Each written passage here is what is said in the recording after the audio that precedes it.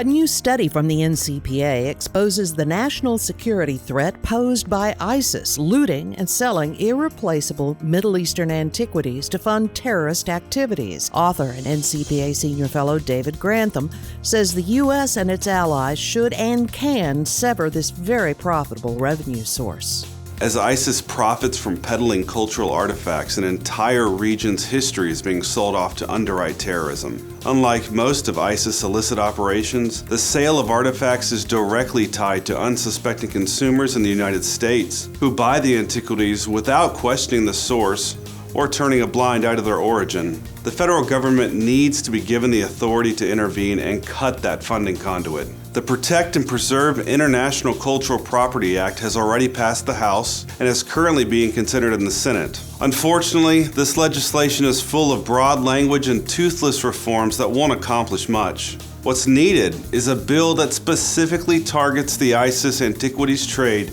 with at least 3 components.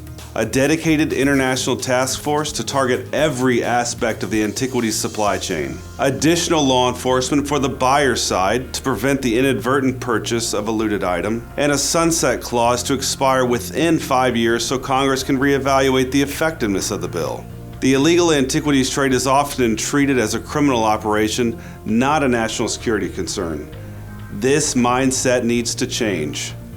Government indifference and customer ignorance here can be as dangerous as premeditated support for terrorism. And please save the dates for 3 big events. On February 16th, NCPA will host Australian author Nick Adams about his new book, Retaking America, Crushing Political Correctness. On March 31st, General Michael T. Flynn will speak at the NCPA and Hatton W. Sumner's luncheon about the future of our national security. And on April 27th, NCPA will host a very important conference in Dallas on preventing the next credit crisis.